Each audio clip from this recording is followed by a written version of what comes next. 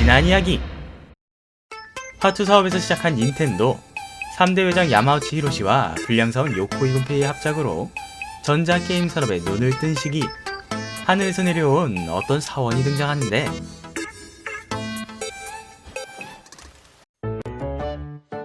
미야모토 시게루, 프랑스 예술문화훈장 슈발리에 장을 받은 게임 개발자이자 2007년 세계에서 가장 영향력 있는 100인 중 7위를 기록한 인물. 마음에 안 드는 게임은 마음에 들 때까지 엎어버리고 일이 안 풀리면 풀릴 때까지 퇴근하지 않는 무시무시한 상사인 그는 세상에서 가장 유능한 아저씨. 이 아저씨도 있지만 바로 이 아저씨, 슈퍼마리오를 만든 사람입니다. 뿐만 아니라 북미를 강타했던 동키콩과 젤다, 커비 시리즈의 아버지이기도 하며 닌텐도 DS, 닌텐도 위의 개발자이기도 하죠. 이 정도면 이미 설명 끝난 거 아닌가? 한마디로 여러가지로 고통받고 있던 닌텐도의 멱살을 잡고는 질질 끌고 가다 못해 결국 일으켜 세운 장본인입니다. 단언컨대 미야모토 시게루가 없었다면 오늘날 닌텐도는 없었어요. 공업 디자인을 전공했던 그는 예술 분야에 관심이 많았습니다. 하지만 그는 자신의 진로를 결정하지 못하고 있었죠. 만화가가 되고 싶었지만 만화가로서 자신의 한계가 예상되었던 그는 장난감을 만들던 회사 닌텐도에 입사하게 됩니다. 별다른 뜻이 있었던 것은 아니고 정확히 말하면 아버지 백으로 들어온 낙하산이었어요. 참고로 이 당시 닌텐도는 전자사업에 관심과 투자는 많았지만 그렇다 할 성과가 나오지 않던 시기였습니다. 이에 군페이는 "저기요 사장님, 사내 공모전 한번 열어보는 건 어떨까요?" 라는 의견을 제시했고, 이에 야마우치 히로시는 바로 콜했죠. 닌텐도에서 공업 디자이너로 근무하고 있던 시게루는 자신의 일보다 다른 직원들의 잡일을 도와주는 시간이 더 많았습니다. 그렇게 내가 장난감을 만드는 것인지 아님 내가 장난감인지 고민하던 시기에 절묘하게 사내 공모전이 열렸고, 시게루는 당시 북미에서 인기 폭발이었던 뽀빠이를 기반으로 한 어떤 게임 아이디어를 내죠. 이를 본 히로시와 군페이는 "이거다! 이 사람이 우리 회사를 구할 사람이다! 라며 기쁨의 소리를 질렀고 그 아이디어를 바로 채택합니다. 바로 이 게임이 먼지에 쌓인 채 죽어가던 닌텐도 게임기를 모두 팔아버린 전설의 게임 동키콩입니다. 이후 시게루는 자신의 어린 시절 추억을 고스란히 게임으로 옮기기 시작하는데, 파이프 안에 들어가면 무엇이 나올까? 라는 어릴 적 호기심을 슈퍼마리오로, 뒷산에서 탐정놀이를 하다 우연히 동굴에서 호수를 발견했던 그 아름답고 몽환적인 경험을 젤다의 전설로 표현했죠. 이처럼 시게루는 누구나 가지고 있는 어릴 적 추억처럼 누구나 공감할 수 있는 만인을 위한 게임을 만들기로 합니다.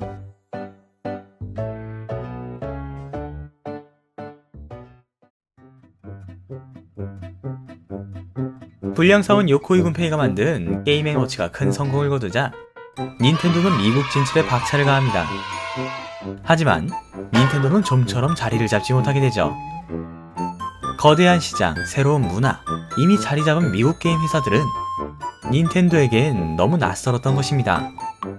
또한 무엇보다도 굳이 게이머들이 닌텐도를 해야 한다는 필요성을 느끼지 못했죠.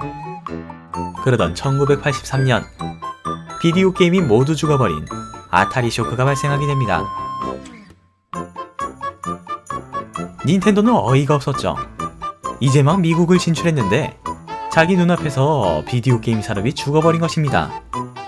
그런데 충격 먹고 미친 것인지 놀랍게도 닌텐도는 이 상황을 긍정적으로 봤죠. 세계적인 게임 회사 아타리가 몰락했다고? 그럼 그 자리가 비었다는 거네. 그렇게 1983년 전세계 아이들이 원하는 크리스마스 선물 1위, 아장난 북미 게임 시장을 부활시킨 전설의 게임기 하얀 악마 페미컴이 출시됩니다. 닌텐도의 페미컴이 성공한 이유는 단지 새로운 게임기였기 때문이 아닙니다. 그들은 아타리의 몰락을 목격했고 게이머들이 원하는 것이 무엇인지 알았거든요.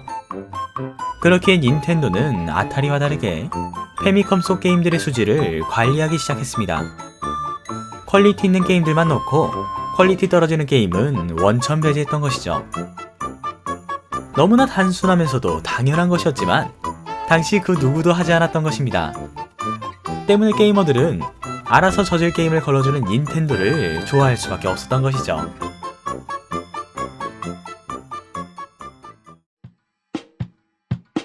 (1980, 90년대는) 게이머들이 가장 행복했던 시기가 아닌가 싶습니다.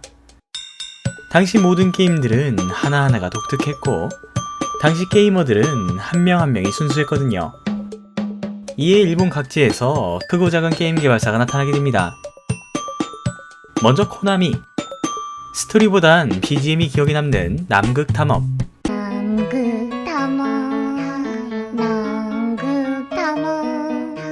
슈퍼마리오 같은 아기자기한 게임들이 판치던 시대에 나홀로 딥다크 판타지, 캐슬베니아를 출시한 회사로 후에 코나미는 메탈 기어 솔리드로 유명한 회사가 되죠. 다음은 남코. 아타리 게임기를 이용해 게임 산업을 했던 그들은 1980년대 초 이미 팩맨으로 초히트를 기록하며 갤러그와 제비우스 등으로 게임판 진주만 공습을 보여줍니다. 이후 경영악화로 반다이에 합병되었지만 소울 칼리버, 태고의 달인, 철권 등 우리가 한 번쯤 들어보고 해봤던 게임을 만든 엄청난 회사죠. 이런 엄청난 회사에서 퇴직한 직원들을 모아 설립되었던 캡콤. 극악의 난이도로 손꼽히는 마계촌, 와리가리 컨트롤의 교과서 파이널 파이트. 당시 액션 게임의 본저였던 그들의 명성은 두말하면 잔소리였습니다. 후에 스트리트 파이터, 롱맨, 몬스터 헌터 등 액션이면 액션, 대전이면 대전, 우려먹기면 우려먹기까지 여러 분야에 아주 능통한 회사죠. 이 밖에도 드래곤 퀘스트로 유명한 애닉스와 파이널 판타지 개발사 스퀘어까지 엄청나게 많은 개발사들이 속속 튀어나오기 시작했습니다. 하지만 이들에게 없는 것이 있었죠. 그것은 바로 게임을 할 수 있는 게임기를 만드는 능력이었습니다. 그렇기에 그들은 당시 게임기를 만들 수 있었던 닌텐도에게 잘 보여야 했고 그만큼 닌텐도의 갑질은 점점 심해졌습니다.